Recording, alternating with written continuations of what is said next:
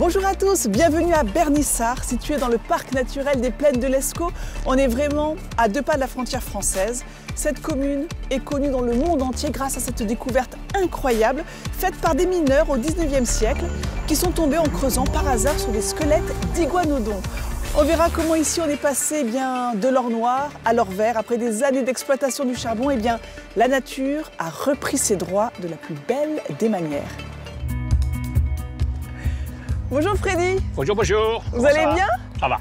Mais alors Blaton, c'est un des villages de la commune de Bernissart. Un des villages, des 5 villages de la commune de Bernissart. Ouais. On a une église magnifique ici, l'église de Tous les Saints. C'est le seul village en Belgique où il y a une église dédiée à Tous les Saints. Et le jour de la Toussaint, c'est la fiesta. On fait la fiesta à Blaton. Ah oui, c'est le seul village en Belgique. Et puis il y a tout ce passé minier qui est lié à l'histoire de Blaton. Ça aussi. Bon, la plupart des hommes, à une certaine époque, étaient tous à la mine. Hein. Vous êtes vous-même enfant de... Moi, je suis enfant de mineur. De mineur. Mon père a travaillé 35 ans au fond de la mine, à Anzy-Pomerol. Ouais. Et puis quand on vient à Blaton, ou dans les villages aux alentours, il y a aussi toutes ces balades qui sont proposées. Il y en a énormément, il y a beaucoup de circuits. Et il y a une autre spécificité à Blaton. Je vous suis. Allez, je vous suis, c'est parti.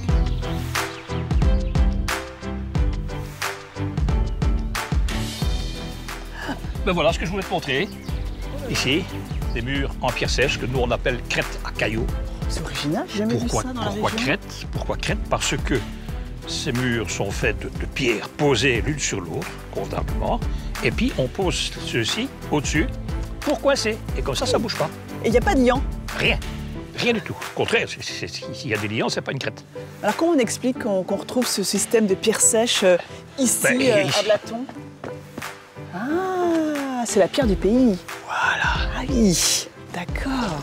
Donc finalement, vous avez toujours connu ça? Moi, j'ai toujours connu ça ici. Mes parents ont construit en 58 dans la maison. Pour faire la cave, on a sorti 4 gros camions de pierre. Et tout ça est embarqué à la commune parce que la commune gardait les cailloux pour justement refaire des crêtes plus tard ailleurs, à d'autres endroits. Il y en avait un peu partout, quoi. Et ben voilà, j'ai ici une représentation d'un mur qu'on a monté en honneur de mon père. Ah oui. Ça a été fait pour lui. D'ailleurs, on a mis une petite plaque là-bas commémorative. Les murs qui relient plutôt que des murs qui séparent. Exactement. Et ce mur a été monté par 20 personnes en une journée. Mais alors, où est-ce que votre papa a appris ce savoir-faire? Il était mineur pendant 35 ans et c'est au fond de la mine qu'il a appris à manœuvrer ses pierres parce qu'ils avaient besoin de savoir faire des murs comme ça au fond de la mine et c'est là qu'il a appris. Bien, on va aller voir comment on fait. Très bien.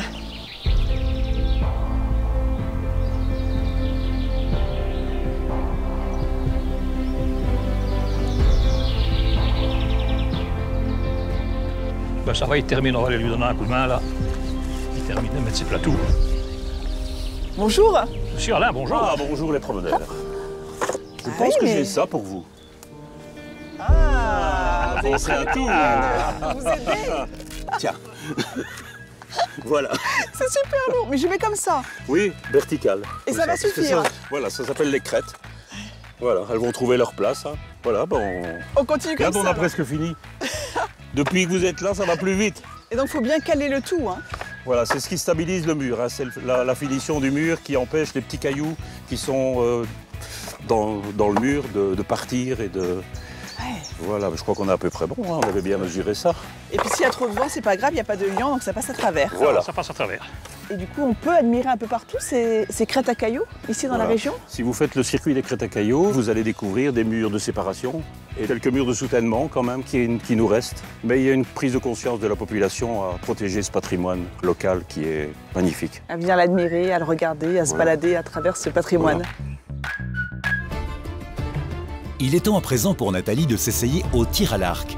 Mais originalité du lieu, ici c'est à la verticale qu'on tire sa flèche. Une autre tradition du siècle dernier que l'on pratique encore dans la célèbre perche couverte d'Archy.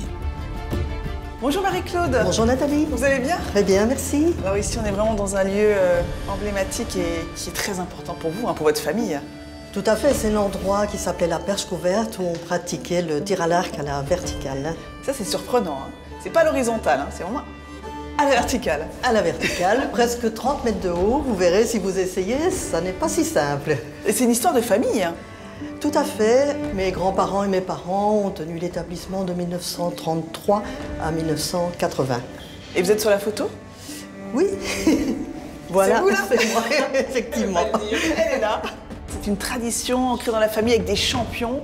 Et, fait, et à oui, l'époque, ça se pratiquait de manière beaucoup plus courante. Oui, c'était un sport très réglementé, sport très sérieux, qui se pratiquait avec des gens locaux, un peu comme ici, mais aussi avec des personnes qui venaient d'autres endroits de toute la Belgique. Alors, qui tirait justement? Toute la société était représentée. Vous avez par exemple ici des gens qui sont des gens d'Archy, de Bernissart, mais vous aviez aussi beaucoup d'autres personnes qui venaient d'entités différentes, par exemple Marche, Senève, Beaudour, Saint-Denis dans les Flandres, Henri-Pont, Tubize, Hirschonwey, Trivière, vous voyez. Ça date de l'époque. Tout ça date de l'époque, c'est d'ailleurs encore l'écriture de mon papa. Oh là là, dis donc, elles sont anciennes ces flèches. Ah oui, alors là c'est très très précieux puisque ce sont les 5 flèches qui ont été utilisées lors du championnat national par équipe. Et une équipe emmenée par mon papa ici à Archy a été championne de Belgique en 1969. C'était un grand événement. Et les 5 flèches bien, sont restées dans leur état initial. On n'a plus jamais tiré avec elles. C'était vraiment très très précieux. Alors, c'est quoi le conseil de Marie-Claude avant d'aller de l'autre côté? Qu'est-ce qu'il faut que je fasse? À quoi il faut que je fasse attention? Ben, vous devez faire attention à la façon dont vous tenez l'arc, la façon dont vous vous penchez. Par exemple, là, vous avez une photo, vous voyez un tireur en l'espèce votre papa qui se penche sur le côté. Oh là là. Il faut viser les oiseaux et surtout quand votre flèche redescend, attention de ne pas l'avoir sur la tête, effectivement.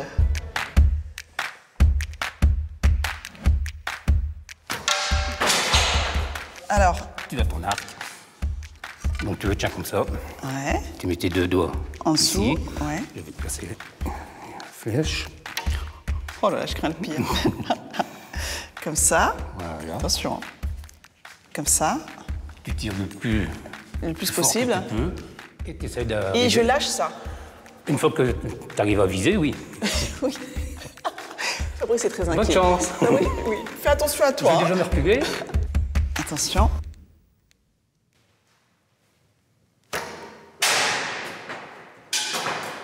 Attention. Le bruit que ça fait. On va enfin découvrir les stars de Bernissart. J'ai hâte. Ouvrez grand vos yeux, tendez aussi l'oreille pour une plongée au plus près du monde fascinant des iguanodons découverts à Bernissart. Mais là, il est sorti de la même Une trouvaille fortuite, déterminante dans l'histoire de la paléontologie qui fascine petits et grands. Bonjour Catherine. Bonjour Nathalie. Vous m'avez donné rendez-vous dans un bureau. Voilà, exactement. C'est le bureau, c'était une représentation du bureau de Monsieur Fagès, qui était le directeur des mines de Bernissart. Et c'est ici en 1878 que 2 mineurs, Jules Créteur et Alphonse Blanchard, en creusant un bouveau de reconnaissance à 322 mètres de profondeur, sont tombés sur une poche d'argile. On appelle ça un cran. Et en fait, le cran, en général, les mineurs le contournaient pour aller rechercher la veine de charbon plus loin.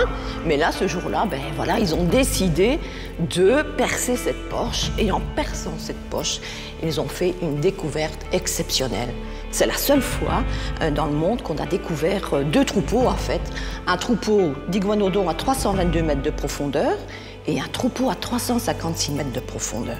Est-ce qu'ils avaient conscience qu'ils étaient en train de faire une découverte incroyable? Ah non, pas du tout. Au départ, ils ont cru que ils avaient rencontré des troncs d'arbres remplis de pièces d'or parce que les ossements, les squelettes étaient recouverts de pyrite. Et la pyrite est un minerai au reflet doré, ça ressemble très fort à de l'or.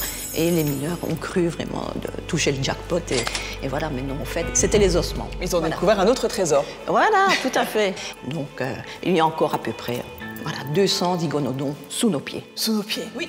Oh là là, ça fait bizarre, hein, dit comme ça. Voilà. Alors, on peut aller voir tout ça. Alors, on va traverser la galerie La Luronne, hein, d'accord? On y va. Ah oui, là, on a vraiment l'impression de plonger dans la mine. Oui, tout à fait.